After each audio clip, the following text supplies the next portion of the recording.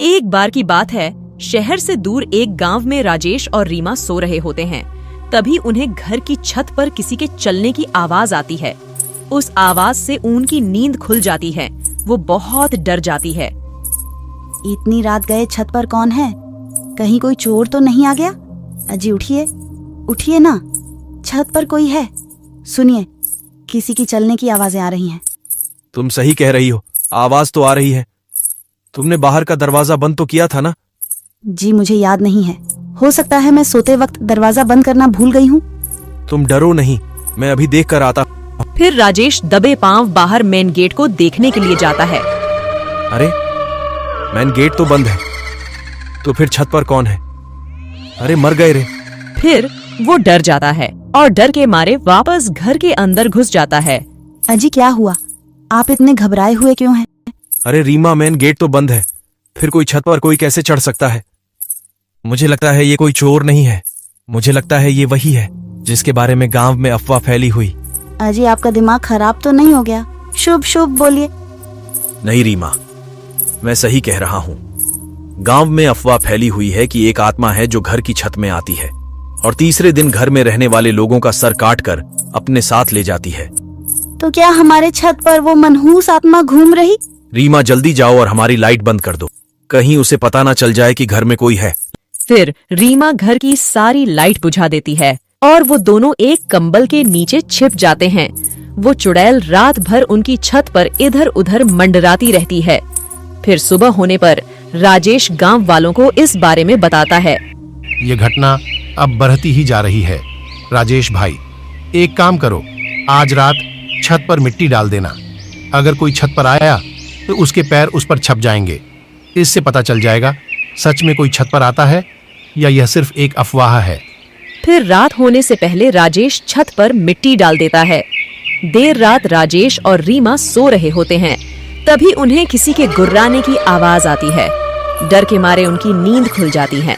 अजी देखिए, छत से गुर्राने की आवाज आ रही है। लगता है कोई बंदर है। अजी नहीं, ये कोई बंदर की आवाज नहीं हो सकती। ये बहुत डरावनी आवाज है। अजी आज दूसरा दिन हो गया और ये मनहूस आत्मा हमारे छत पर मंडरा रही है।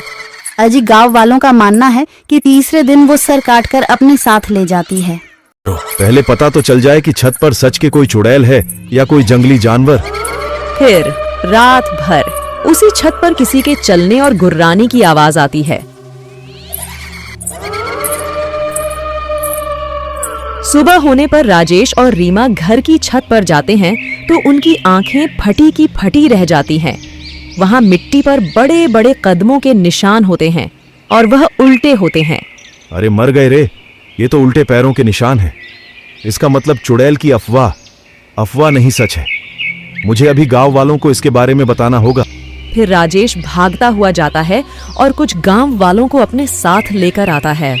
वे सब गांव वाले उल्टे पैर के निशान देखकर डर जाते हैं। ये तो उल्टे पैरों के निशान हैं भाई। गांव के ऊपर सच में चुड़ैल का साया है। राजेश भाई, मेरी मानो तो तुम आज ही ये घर छोड़ दो। अगर ये अफवाह सच है तो इसका मतलब आज तीसरा दिन है और वो चुड़ैल तीसरे दिन उस घर में रह रहे लोगों के सिर अपने साथ ले जाती है। तुम दोनों की जिंदगी का आखिरी दिन साबित होगा। नहीं, मेरे हिसाब से ये जरूर किसी की शरारत है। मुझे लगता है कोई हमसे हमारा घर खाली करवाना चाहता है ताकि हम डर कर इस घर औने पौने दामों में बेचकर चले जाएं। अजी आपका दिमाग खराब हो गया है। अगर सच में चुड़ैल हुई तो आज वो हमारे सर काटकर अपने साथ ले जाएगी। तुम घबराओ नहीं, मेरे पास एक तरकीब है। गांव वालों, आज रात को तुम लोग मेरे घर के आसपास ही रहना। तभी आधी रात होने पर उनकी छत पर कोई दस्तक देता है।